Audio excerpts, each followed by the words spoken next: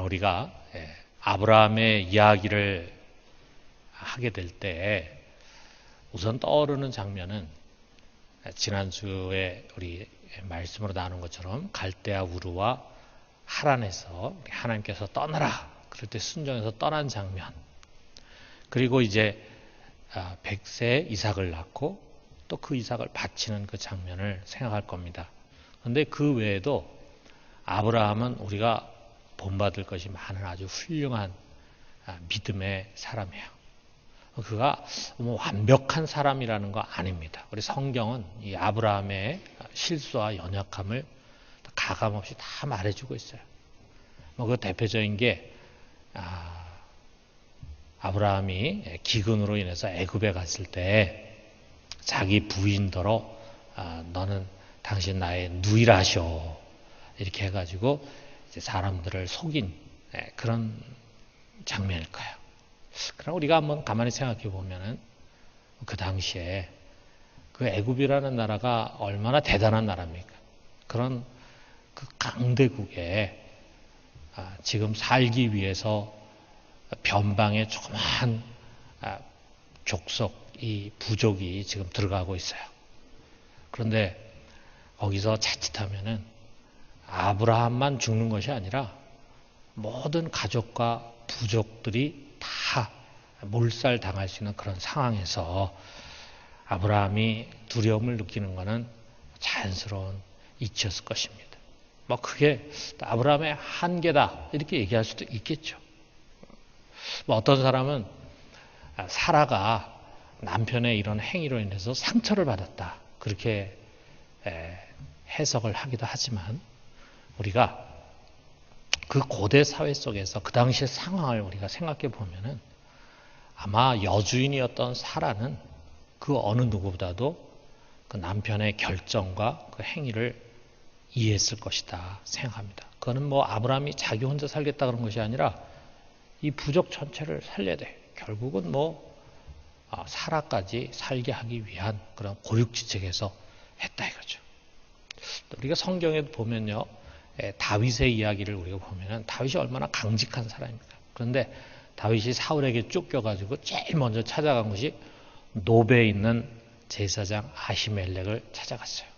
찾아갔는데 그때 거기서 왜 자기가 거기를 오게 됐는지, 사울을 피해가지고 지금 도망왔다고 하는 사실을 이야기하지 않습니다.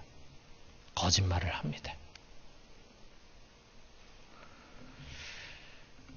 그런데 저는 그런 생각이 들어요. 하나님이 이 아브라함과 다윗의 이 살기 위해서 행한 일들, 살기 위해서 보여주었던 그들의 그 연약함을 책망하지 않아요.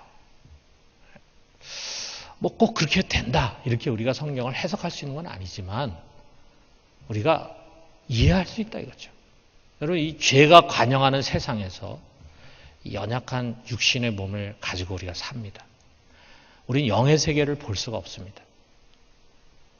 또 미래를 알 수가 없어요. 그런 가운데 우리가 완벽한 믿음을 갖는다는 거, 그건 불가능한 이야기입니다. 우리가 아브라함이 믿음의 조상이라 그러지만 그렇다고 해서 아브라함이 100% 완벽한 믿음을 갖고 있었던 건 아니에요. 하나님이 그걸 요구하고 그게 안 됐다고 해서 아브라함을 책망하고 그러신 거 아닙니까? 하나님은 그런 분이 아니라 이거죠. 자, 우리는 아브라함은 우리에게 완벽한 믿음이 아니라 훌륭한 믿음을 보여줍니다. 어떤 믿음이냐? 삶에서 실천되는 믿음이에요. 하나님에 대한 믿음이 그 아브라함에게 있어서는요, 삶의 자리에서 분명한 가치관으로 나타나요. 그리고 그 가치관을 쫓아서 행동으로 옮겨지는 것입니다. 우리가 믿음의 사람이라고 말하면서도 참 공허한 믿음을 보일 때가 참 많습니다. 정말 십자가에 못 박힌 하나님의 아들 예수 그리스도를 우리가 믿고 그 예수 그리스도의 죽음을 통한 하나님의 무한하신 사랑을 믿는다면 과연 그렇게 생각하고 행동하고 살지 않을 것입니다. 그런데 그렇게 믿는다고 하지만, 그리고 그렇게 신앙 고백을 하는데 정말 믿음이 없는 사람처럼 살아갈 때가 너무 많아요. 모순. 차라리 그걸 안 믿기 때문에 내가 이렇게 할 수밖에 없다. 두려워서. 뭐 이렇게 한다면 그것이 오히려 더 정직할지 몰라. 그런데 막 믿는다고 분명히 하지만 그러나 살아가는 삶의 자리에서는 전혀 그 믿음이 실현되지 않습니다. 그게 뭡니까? 빈껍데기 믿음이라. 빈껍데기 믿음. 우리가 잘 아는 재미있는 이야기가 있잖아요. 나이아가라 폭포 위에 줄을 놓고 거기에 외줄을 타는 사람이 있습니다. 여러분, 우리 나이아가라 폭포는 저는 가보진 않았지만, 야, 이거 뭐 그 웅장함, 꼭 지어낸 이야기 같죠. 근데 실제로 나이아가라 폭포 위에서 외줄을 탄 사람이 있습니다. 닉 왈렌다라는 사람이 2012년에 타는 거 우리가 상상만 해도 떨리는데 정말 수많은 사람들이 보는 가운데서 그가 이 끝에서 저 끝까지 무사히 도착했어요. 사람 뭐 밑에서 막 환호하는 거죠. 뭐 그 닉 왈렌다의 이야기는 아니고 이제 그러한 사람을 가지고 아마 누가 상상해서 이야기를 만들었겠죠. 자, 이 사람이 이 나이아가라 폭포에 외줄타기를 해가지고 저쪽에서 이 끝까지 왔어요. 제가 그 자리에 있었어도 정말 열광적으로 환호했을 겁니다. 어떻게 그럴 수가 있을까? 자, 사람들이 막 환호하는 가운데 사회자가 마이크를 붙들고 청중에게 말합니다. 여러분, 이 사람은 세계에서 가장 외줄타기를 잘 타는 선수입니다. 이 사람은 자기 혼자서만 이렇게 외줄 탈 수 있는 것이 아니라 등에 한 사람을 업고도 이 폭포를 지나갈 수 있습니다. 그 얘기를 듣고 사람들이 막 박수를 치고 환호합니다. 동의한다는 얘기죠. 부흥사였다면 여러분 그렇게 믿는 분 아멘 해보세요. 그러면 다들 막 아멘 하고 막 그랬을 겁니다. 그러자 그 외줄을 탄 선수가 마이크를 잡고 감사합니다. 사례를 하면서 묻습니다. 여러분, 정말 제가 한 사람을 얻고도 이 폭포 위를 건널 수 있다고 믿으십니까? 그러니까 사람들이 다 박수로 환호하면서 그럼요, 당신은 할 수 있습니다. 그가 사회자를 쳐다보니까 사회자를 당신은 충분히 그런 실력 갖고 있는 사람, 나는 확신합니다. 이러는 거예요. 그러자 그 선수가 말합니다. 좋습니다. 그럼 제가 한번 해보겠습니다. 그럼 여러분 중에서 정말 그렇게 믿는 분 한 사람 좀 나와 보십시오. 그럼 제가 그분을 업고 외줄을 타고 저쪽으로 건너가 보겠습니다. 그 말을 듣는 순간 장내가 갑자기 조용해집니다. 아무도 나서질 않아요. 그러니까 이 사람이 사회자에게 당신이 내 등에 올라타십시오. 내가 당신을 업고 가보겠습니다. 그 순간에 그렇게 확신 있게 말했던 그 사회자가 손사래를 치면서 그러다가 떨어지면 전 죽지 않습니까? 얘기하더라 이거죠. 여러분, 그게 믿은 것입니까? 우리가 이와 같다 이거죠. 말씀을 들으면서는, 아멘을 하면서는, 기도실에서는 믿음이 있는 것 같은데 막상 삶의 자리에서는 그 믿음이 전혀 실천되지 않습니다. 왜? 가짜 믿음이기 때문이에요. 가짜 믿음. 주님은 전능하십니다. 라고 말하지만 그의 등에 올라타지 못합니다. 그분께 나의 인생을 맡겨드리지 못합니다. 먼 미래뿐만이 아니라 내일 일도 맡기지 못합니다. 그러니까 두렵고 걱정이 되고 염려가 된다 이거예요. 그리고 여러 안전장치를 두려고 합니다. 가인처럼 두려우니까 자신이 지켜줄 성을 부지런히 쌓는 거예요. 그러면서 하나님의 뜻과는 전혀 다른 길로 갑니다. 세상적으로는 굉장히 지혜로운 것일지 모르지만 하나님 방법이 아니에요. 하나님의 때가 아니에요. 다른 사람과 함께하는 자리에서 이기적이 돼, 공격적이 되고 심지어는 불법적인 길을 택하기도 합니다. 참 우리가 우리의 그런 참 때로는 헛껍데기처럼 생각이 되는 그런 믿음, 그런 연약한 믿음을 한번 반성하면서 우리 아브라함을 한번 생각해봐요. 오늘 이 장면은 아브라함이 전쟁에서 승리해가지고 돌아온 장면이에요. 무슨 전쟁인가? 그 당시에 이 가나안이라고 하는 곳은 어느 하나의 나라가 통일해서 지배하고 있는 것이 아니라 여러 조그만 나라들이 오밀조밀하게 지역을 차지하면서 자기들끼리 서로 치고받고 싸우기도 하고 연합하기도 하고 그런 상황이었어요. 그래서 이 창세기 14장 1절에서 2절에 보니까 어떻게 전쟁이 일어났는가라고 하는 내용이 나옵니다. 당시에 시날 왕 아무라벨과 엘라사 왕 아리옥과 엘람 왕 그돌라 오멜과 고임 왕 디달이 소돔 왕 베라와 고모라 왕 비르사와 아드마 왕 시납과 스보임 왕 세메벨과 벨라 왕 벨라 곧 소알 왕과 싸우니라. 여기 나와 있는 이름 우리가 전혀 알 필요도 없습니다. 근데 우리가 제일 앞에 나온 거 보니까 시날이라고 하는 나라를 중심으로 한 4명의 왕의 연합군, 이 연합군과 그 다음에 소돔 중심의 5나라 연합군이 전쟁을 일으킨 거예요. 사실 이런 전쟁에 이방인인 아브라함이 끼어들 이유가 전혀 없죠. 뭐 누가 옳고 그런 것도 없이 그냥 자기들의 권력욕, 탐욕에 의해서 일어난 전쟁일 뿐이에요. 그런데 문제는 이 전쟁에서 소돔 연합군이 패배를 했어요. 그런데 그 소돔에 살고 있는 롯이 소돔에 있는 사람과 함께 포로로 끌려가게 된 거예요. 이게 이제 아브라함이 이 전쟁에 끼어들게 된 원인이 된 것입니다. 그래서 우리가 이걸 생각하기 전에 왜 롯이 이 소돔에 살게 됐는가 하는 내용이 그 앞부분에 이제 나와 있죠. 잘 아는 것처럼 우리 하란에서 아브라함이 떠날 때 다른 가족들은 다 남겨뒀지만 조카 롯을 함께 데리고 왔습니다.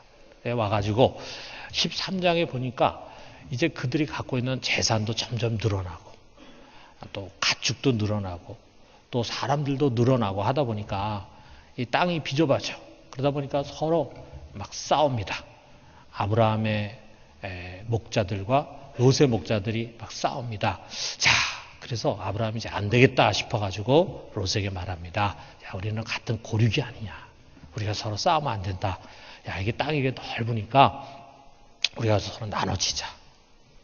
그러면서 아브라함이 이 선택권을 전적으로 조카인 롯에게 줍니다. 내가 좌하면 내가 우하고 내가 우하면 내가 좌할 테니까 네가 먼저 선택해라. 자, 여러분 이게 쉬운 일은 아니죠. 누구나 다 거기서 한 번 선택한 것이 어떻게 보면은 미래를 결정짓는다고 할 때 좀 더 좋은 땅, 좀 더 비옥한 땅을 자기가 차지하고 싶지 않겠어요. 또 아브라함의 목자들은 그걸 원하지 않겠어요. 또 어떻게 보면은 장유유서죠. 그 당시에 고대 사회에서 어른이잖아요. 그러면 어른이 먼저 선택할 권한이 있는데도 불구하고 아브라함은 자기가 양보를 했습니다. 여러분, 이런 아브라함의 양보가 어디서 나오는 것일까? 물론 조카에 대한 사랑에서 나오기도 하지만 하나님에 대한 믿음에서 나오는 거예요.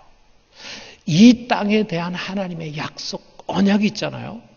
그 언약을 아브라함은 믿습니다. 그렇기 때문에 인간적인 계산에 연연하지 않는 것입니다.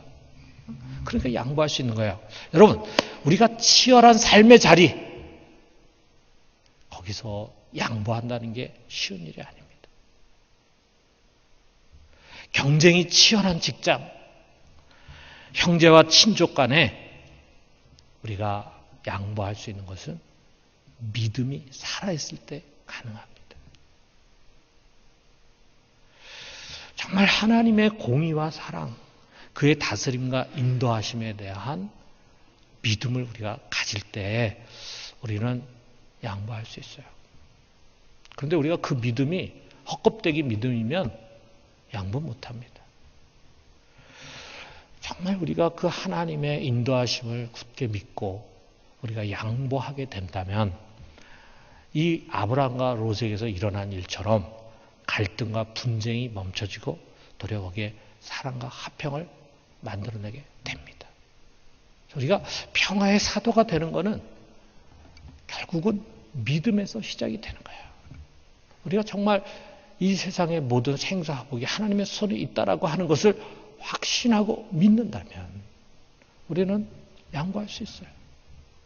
그러나 그 믿음이 우리 속에 헛껍데기 믿음일 때는 양보가 안 됩니다. 우리 거 우리가 챙겨야 된다는 생각을 가져요. 여기에 이기적이고 믿음이 없는 조카 롯은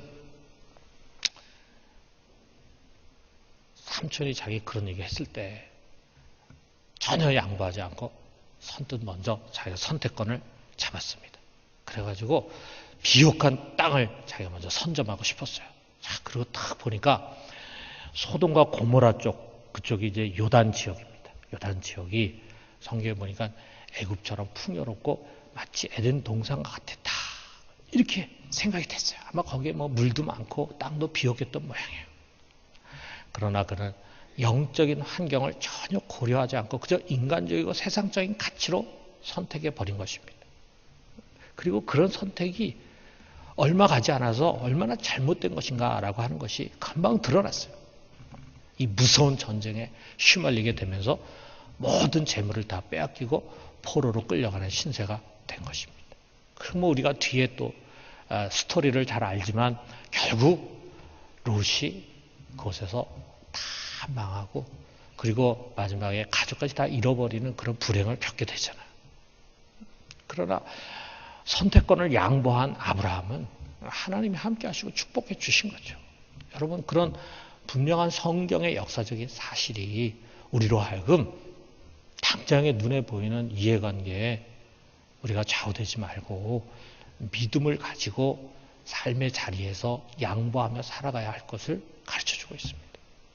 자, 롯이 이제 포로로 끌려갔어요. 그 소식을 듣고 아브라함 모른 척하지 않았습니다. 아브라함이 무슨 군대가 있는 건 아니지만 아마 아브라함이 자기 집에 있는 종들을 만일을 대비해서 군사 훈련도 시키고 좀 강하게 키운 것 같아. 그래서 자기 집에서 키운 종들과 그 다음에 함께 동맹을 맺고 있는 그 아모리 사람들과 같이 이들의 뒤를 추격해서 쫓아갔어요. 그리고 야간 기습을 감행했습니다. 적을 쳐부쉈어요. 어떻게 이 전쟁에서 이 4명의 왕의 연합군인데 승리한 그런 전쟁을 잘하는 사람들이 이겼는지 잘 모르겠어요. 그래가지고 그들을 이겼습니다.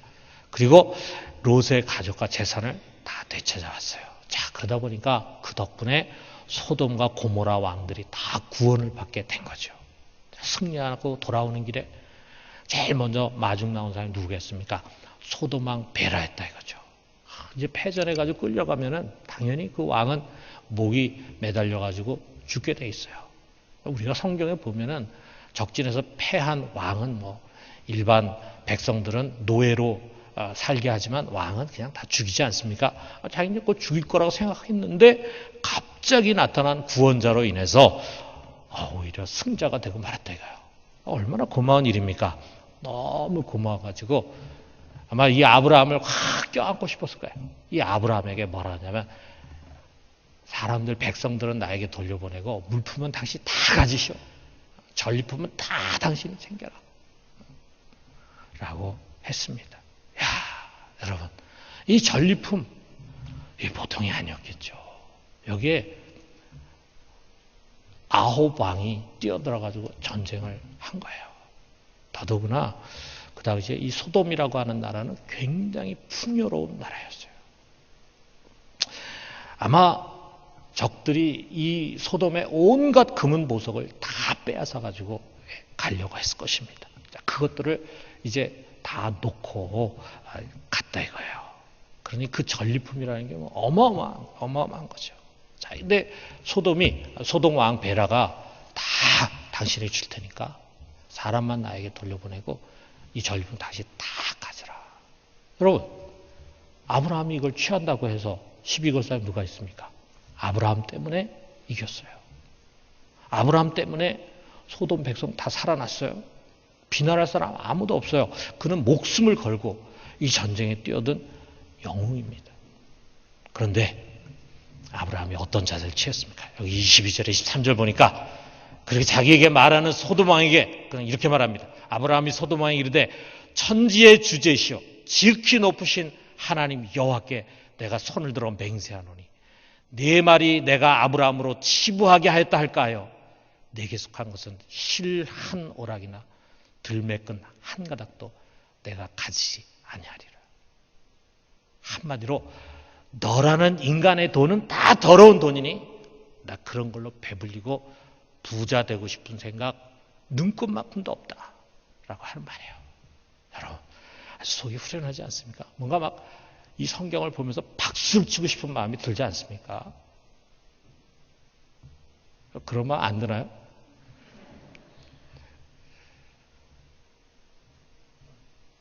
벼락부자, 일확천금, 세상의 모든 사람들이 꿈꾸는 그거 아닙니까? 정말 그거를 손에 쥘 그런 기회가 왔어요.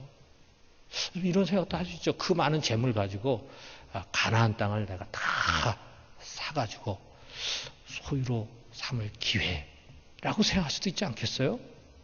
그렇지만 아브라함은 단호히 거부했습니다. 왜 그렇습니까? 그는 소돔 왕의 불의함과 부패함을 잘 알고 있었기 때문에. 아브라함은 세상 돌아가는 거 모르는 사람 아니었습니다. 이 낯선 곳에 와서 이미 다 파악하고 있어요. 그가 정착한 이 아모리 땅 사람들은 아주 착하고 좋은 사람들이었어요. 그래서 그는 그곳 에스골이라든지 마물의 형제들과 좋은 관계를 유지하고 동맹도 맺고 있었고 교계를 했어요. 실제 그들이 참 착한 사람들이었던 것 같습니다. 아브라함과 대화하는 내용을 봐도 그렇고 사람들이 참 양심적인 사람들이었던 것 같아요. 그래서 여러분 나중에 하나님이 아브라함에게 네 자손이 애굽에 내려가서 4대 만에 올라올 것이다.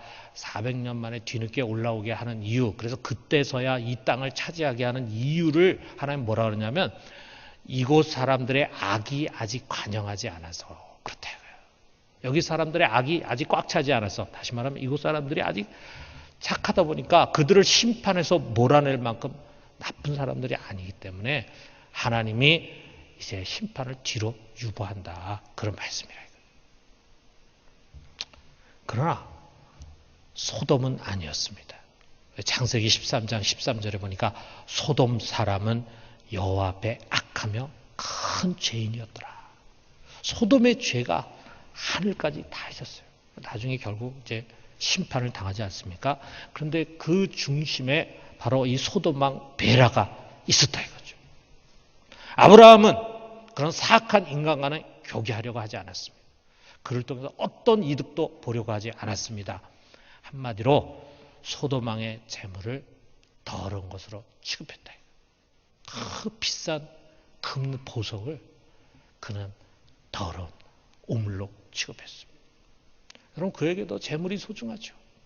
아브라함에게 재물이 불필요한 것이 아닙니다. 아브라함 역시 성실하게 목자들을 관리하고 가축을 잘 키우고 그래가지고 재산을 늘려갔어요. 하나님의 은총으로 애굽에서 많은 재산을 또 늘릴 수 있었습니다. 그러나 불의한 재산, 하나님 기뻐하지 않는 재산에는 그는 손대지 않았습니다. 여러분 우리가 이 세상 살아가면서 누구나 다 재물에 약합니다. 루터가 그런 말을 했어요. 돈 지갑을 회개하지 않는 사람은 아직 회개한 사람이 아니다. 자, 우리 목회자들이 이 말을 인용할 때 주로 헌금에 적용해서 말해요. 11조 생활 철저히 하라 이거죠. 그렇지만 여러분 우리가 돈 지갑을 한번 생각해 봐요. 거기에 돈이 들어오고 나갑니다. 어떤 돈이 들어와야 할까? 또 그 돈은 어디로 나가야 할까?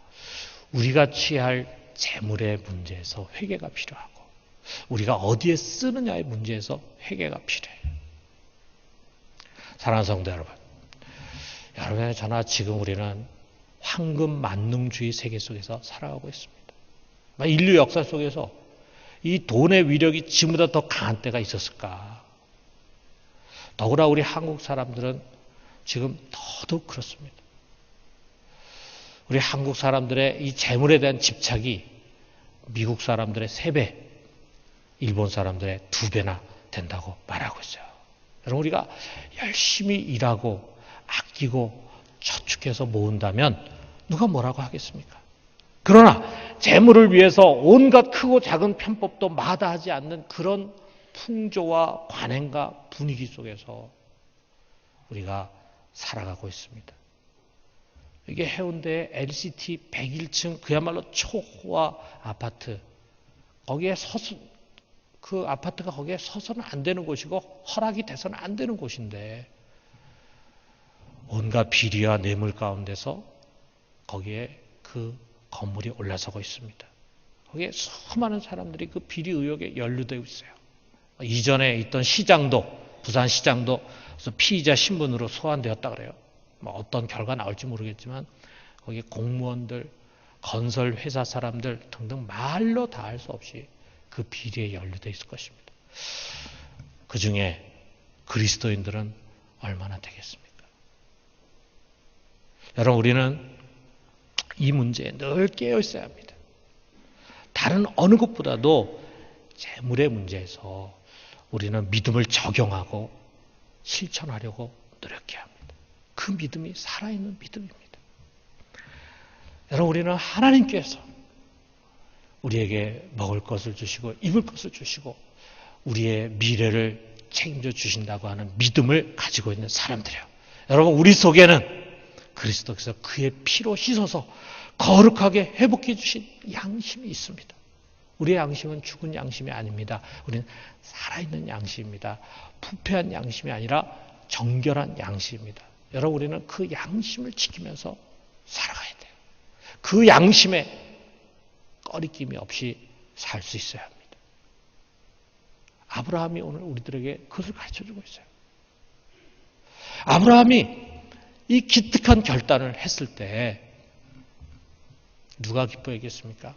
하나님 기뻐했겠죠. 하나님 아마 하늘에서 박수를 치셨을 것입니다. 얼마 후에 아브라함에게 하나님 나타나셨어요. 그리고 창세기 15장 1절에서 이렇게 말씀합니다. 자, 우리 같이 한번 읽어봅시다. 이후에 여호와의 말씀이 환상 중에 아브라함에게 임하여 이르시되 아브라함아 두려워하지 말라. 나는 네 방패여 너의 지극히 큰 상급이니라. 많은 재산을 놓친 것 같았지만 그러나 그의 재산을 지켜주는 견고한 방패가 그에게 있었습니다. 놓친 재산과는 비교할 수 없는 지극히 큰 상급이 있었습니다. 그것이 뭐냐? 바로 여호와 하나님, 주 하나님이셨어요. 그렇습니다. 여러분, 재물의 문제에서 우리가 믿음의 선택을 하게 되면 하나님 기뻐하십니다. 그리고 기꺼이 그분이 우리의 방패가 되어주시고 지극히 큰 상급이 되어주십니다. 여러분, 하나님을 방패로 삼고 그를 지극히 큰 상급으로 삼는 진정한 믿음의 사람들 되기를 주님의 이름으로 축원합니다.